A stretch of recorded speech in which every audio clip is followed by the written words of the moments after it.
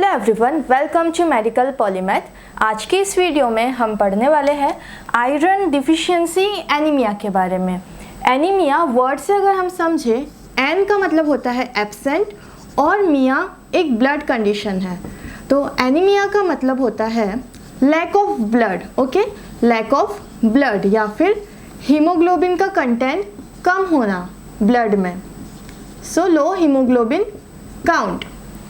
Normal values की अगर हम बात करें तो मेल्स में नॉर्मल वैल्यूज़ रहती है 13 से 16 ग्राम पर डेसीलीटर एंड फीमेल्स में रहती है 11 से 15 ग्राम्स पर डेसीलीटर।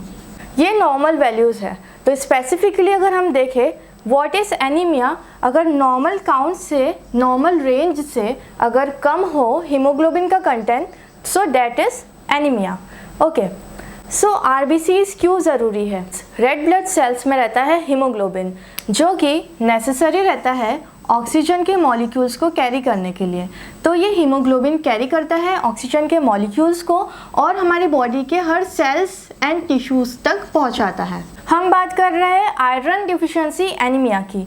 तो एनीमिया जो कि किसके वजह से हो रहा है? आयरन की कमी के कारण।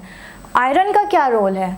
आयरन Fe ये ज़रूरी रहता है हीमोग्लोबिन के स्ट्रक्चर फॉर्मेशन के लिए। ओके, तो अगर आयरन की कमी रहेगी तो हीमोग्लोबिन का कंटेंट भी बॉडी में कम रहेगा, क्योंकि हीमोग्लोबिन का फॉर्मेशन प्रॉपर अमाउंट में नहीं हो पाएगा। बॉडी में हीमोग्लोबिन की कमी की वजह से ऑक्सीजन हमारी बॉडी सेल्स एंड टिश्यूज़ को नहीं मिल पाएगा। बॉडी में हीमोग्लोबिन की कमी के कारण पेशेंट को टायर्डनेस फील होगी, क्योंकि उसकी बॉडी सेल्स में प्रॉपर अमाउंट में, एडिक्वेट अमाउंट में ऑक्सीजन नहीं होगा।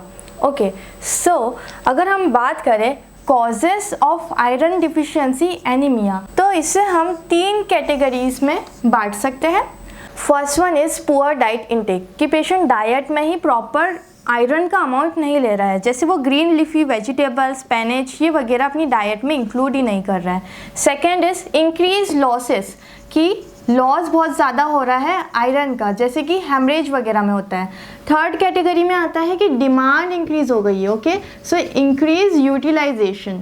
First one is poor diet intake and second, या फिर पेशेंट को माल एब्जॉर्प्टिव डिसऑर्डर है, मतलब डाइट में तो वो आयरन ले रहा है लेकिन उसके इंटेस्टाइन में एब्जॉर्प्शन ही नहीं हो रहा है। आयरन का absorption mainly jejunum part of small intestine से होता है। सो माल एब्जॉर्प्शन सिंड्रोम हो कोई पेशेंट में, जैसे कि उसे कोई सीलियक डिजीज़, ये एक जेनेटिक डिसऑर्डर है। ओके, सीलियक डिजीज़ हो या फिर क्रोन्स डिजीज़ जिसमें इन्फ्लामेशन हो जाता है इंटेस्टाइन का, इसमें भी एब्जॉर्प्शन नहीं हो पाएगा आयरन का और सिंथेसिस ऑफ हीमोग्लोबिन नहीं होगा एंड आरबीसी का प्रॉपर मैच्योरेशन नहीं होगा, इसलिए वो अपना फंक्शन परफॉर्म नहीं कर पाएंगे। थर्ड कॉज इस किसी प्रकार का उसे पैरासिटिक इन्फेक्शन हो। ओके, पैरासिटिक इन्फेक्शन जैसे कि पेशेंट के इंटेस्टाइन में कोई वर्म्स वगैरह हो, जो कि बहुत ज़्यादा कॉमन है चिल्ड्रंस में। अगर पेशेंट को कोई वर्म्स हो, जैसे कि एंकाइलोस्टोमा डिओडेनल या फिर एस्केरिस लुम्ब्रिकोइड्स, ये इस प्रकार के अगर वर्म्स पेशेंट में है तो वो उसका जो ब्लड है वो सक आउट कर लेंगे, ब्लड वो उसका खींच लेंगे, तो उसे आयरन की डिफिशियंसी होगी। ओके, तो ये जो कॉज था ये बहुत ज़्यादा कॉमन कॉज था। सेकेंड इज़ इंक्रीज लॉसेस, इसमें सबसे फर्स्ट नंबर पे आ जाता है मेंस्ट्रुएशन। इसलिए ही आयरन डिफिशियंसी एनीमिया बहुत ही कॉमन कॉज है रिप्रोडक्टिव एज ग्रुप में। रिप्रोडक्टिव वुमेन्स है, उन्हें मंथली मेंस्ट्रुएशन के कारण आयरन का डिप्लीशन होता है और वो एनीमिया से सफ़र करती है। इंडिया में ये बहुत ही कॉमन। मेंस्ट्रुएशन में भी हैवी मेंसेस, जिसे हम क्या कहते हैं मिनोरेजिया, या फिर पेशेंट मिनोरेजिया से सफ़र कर रही हो, तो इसमें भी आयरन डिफिशिएंसी एनीमिया हो सकता है। और second cause in increase losses, ऐसा कोई हेमरेज हो रहा हो पेशेंट को, जैसे क्रोनिक नोज ब्लीडिंग, नाक से खून बहना। सो क्रोनिक नोज ब्लीड्स, पेशेंट में ब्लीडिंग उसको इंटेस्टाइन से हो सकती है, गैस्ट्रो इंटेस्टाइनल ट्रैक्ट में भी कहीं से हो रही है, जैसे कि पेप्टिक अल्सर है, गैस्ट्रिक अल्सर्स है, उनमें से अगर क्रोनिक ब्लीडिंग स्टार्ट हो गई है या फिर मेलिना है पेशेंट को, तो किसी भी कहीं से भी उसे अगर ब्लीडिंग हो रही हो तो उसे आयरन डिफिशियंसी एनीमिया हो सकता है। थर्ड कॉज जो कि था कि डिमांड बॉडी की बढ़ गई है, जैसे कि प्रेगनेंसी में होता है। प्रेगनेंसी में आयरन की ज़्यादा नीड रहती है क्योंकि बच्चे को भी चाहिए और माँ को भी चाहिए, तो बॉडी की डिमांड अगर इंक्रीज़ हो गई है, जैसे कि प्रेगनेंसी में होता है, या फिर एडोलेसेंस में भी आयरन डिफिशियंसी एनीमिया हो सकता है क्योंकि ग्रोथ बहुत ज़्यादा फास्ट होती है, उसके कंपैरिजन में बॉडी को उतनी आयरन की रिक्वायरमेंट होती है। So this all are the causes of iron deficiency anaemia. या तो डाइट में ही नहीं ले रहा है पेशेंट, या फिर लॉस हो रहा है उसकी बॉडी में से, हेमरेज हो रहा है। थर्ड इज यूटिलाइजेशन ज़्यादा बढ़ गया है। इंक्रीज लॉसेस में एक और इम्पॉर्टेंट था, वो था PPH, that is postpartum haemorrhage. Delivery के टाइम भी, चाइल्ड बर्थ के दौरान भी बहुत ज़्यादा ब्लीडिंग मिलती है पेशेंट में, तो इस टाइम पे भी वो सफ़र कर सकती है एनीमिया से। Now let's move to the signs and symptoms of iron deficiency anaemia. So first one is fatigue. Patient बहुत ज़्यादा टायर्ड फील करता है क्योंकि उसको प्रॉपर अमाउंट में उसकी बॉडी सेल्स को ऑक्सीजन नहीं मिल पा रहा है। Okay, so first is fatigue, tiredness feel करता है। Second is pallor. What is pallor? Normally जो हेल्दी पर्सन है उसकी स्किन में थोड़ा सा रेड फ्लश देखने को मिलता है क्योंकि उसमें नॉर्मल अमाउंट में हीमोग्लोबिन प्रेजेंट रहता है। लेकिन आयरन डिफिशियंसी एनीमिया का जो पेशेंट है उनमें पेलार, उनकी स्किन पेल दिखेंगी, थोड़ी वाइटिश अपीयरेंस दिखेगा उनके फेस में। So second point is pillar.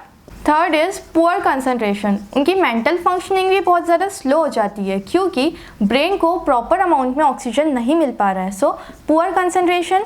Fourth one is dyspnoea, सांस लेने में दिक्कत होती है पेशेंट को। Fifth one is breathlessness. Okay, दूसरी important finding iron deficiency anaemia में हमें मिलती है वो रहती है पीका, PICA, पीका। इसका मतलब होता है पेशेंट की अनडाइजेस्टिबल चीज़ें खाने की इच्छा होती है, जैसे कि आइस क्यूब्स, ओके, चॉक, ऐसी चीज़ें खाने की पेशेंट की इच्छा होती है जब वो आयरन डिफिशियंसी एनीमिया से सफ़र कर रहे होते हैं। इसके अलावा साइंस एंड सिम्टम्स की अगर हम बात करें तो वो रहता है पाल्पिटेशंस फील होते हैं पेशेंट्स में। और स्पेसिफिकली अगर बात करें आयरन डिफिशियंसी एनीमिया के क्या क्या साइंस रहते हैं तो इसमें हमें एंगुलर चिलाइटिस मिलती है, मतलब जो कॉर्नर्स ऑफ माउथ है वो क्रैक्ड रहते हैं और वहाँ पे इन्फ्लामेशन होता है। So angular cheilitis. इसके अलावा पेशेंट को मिलता है glossitis, that is inflammation of mouth. Next point is diagnosis and treatment. Diagnosis की अगर हम बात करें तो सबसे इंपॉर्टेंट फाइंडिंग इसमें ये रहती है कि इसमें हमें माइक्रोसाइटिक हाइपोक्रोमिक एनीमिया मिलता है। माइक्रोसाइटिक ये हम CBC से पता लगा सकते हैं। हाइपोक्रोमिक इसका मतलब क्या होता है? माइक्रो का मतलब होता है स्मॉल और साइटिक का मतलब होता है सेल। तो इसमें जो RBC मिलती है वो साइज़ उसकी कैसी रहती है? कम रहती है, तो स्मॉल साइज़ की रहती है। हाइपो का मतलब कम, और क्रोमिक का मतलब होता है क्रोम का मतलब होता है कलर का मतलब क्या हो गया? हीमोग्लोबिन का कंटेंट। तो हाइपोक्रोम का मतलब क्या हो गया कि हीमोग्लोबिन का कंटेंट कम है RBCs में और RBCs भी स्मॉल साइज की है। सो आयरन डिफिशियंसी एनीमिया में हमें माइक्रोसाइटिक हाइपोक्रोमिक एनीमिया मिलता है। इन्वेस्टिगेशन हम करवाते हैं, CBC करवाते हैं, कंप्लीट ब्लड काउंट या कंप्लीट ब्लड पिक्चर करवाते हैं पेशेंट का। इसमें हमें सीरम आयरन का कंसंट्रेशन ब्लड में कम मिलता है। ओके, ऑब्वियसली आयरन कम है तो सीरम आयरन का कंसंट्रेशन ब्लड में कम मिलेगा। सेकेंड इज सीरम फेरेटिन भी कम मिलता है। Ferritin stored form of iron है जो कि लीवर में स्टोर्ड अमाउंट में रहता है। ठीक है, अगर पेशेंट प्रॉपर डाइट इंटेक नहीं करता है, उससे डिफिशियंसी हो रही है, तो सबसे पहले जो आयरन स्टोर्ड फॉर्म है उसका डिप्लीशन होता है। जब वो भी लॉस हो जाता है तो साइंस एंड सिम्टम आते हैं आयरन डिफिशियंसी एनीमिया के। सो सीरम फेरेटिन इसमें कम मिलेगा। ट्रांसफेरिन का लेवल हमें इंक्रीज मिलता है ब्लड में।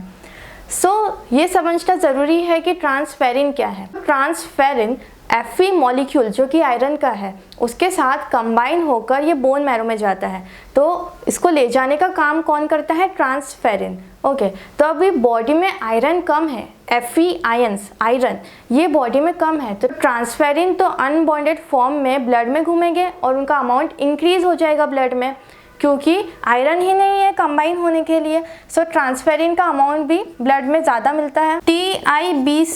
TIBC इंक्रीज मिलती है आयरन डिफिशियंसी एनीमिया में। TIBC क्या है? Total iron binding capacity. Bone marrow biopsy भी करवा सकते हैं हम डायग्नोसिस में, और वहाँ देख सकते हैं कि सेल्स का साइज छोटा है, माइक्रोसाइटिक एनीमिया हो रहा है पेशेंट में और हाइपोक्रोमिक एनीमिया मिल रहा है। नेक्स्ट अगर हम बात करें ट्रीटमेंट की कि क्या ट्रीटमेंट करवाएंगे, सो first one is treat the underlying cause. जो भी कॉज है, अगर पेशेंट फ्रीक्वेंट नोज ब्लीडिंग उसे हो रही है तो वो कॉज ठीक करो, या मेंस्ट्रुएशन के कारण उसे आयरन डिफिशिएंसी एनीमिया हो रहा है तो वो कॉज ट्रीट करो। अगर पेशेंट में वर्म्स है तो वर्म्स को ट्रीट करने के लिए एंटी हेलमिंथिक ड्रग्स दो और पेशेंट को ट्रीट करो। सो फर्स्ट वन इज कि कॉज पता होना चाहिए और कॉज को ट्रीट करो। सेकेंड, आयरन की कमी है तो ओरल आयरन सप्लीमेंटेशन, ठीक है, जो कि फेरस सल्फेट ये कंबाइंड फॉर्म में रहता है, या पेरेंटल रूट आईवी के थ्रू भी हम दे सकते हैं आयरन, जो कि रहता है आयरन डेक्सट्रेन के फॉर्म में।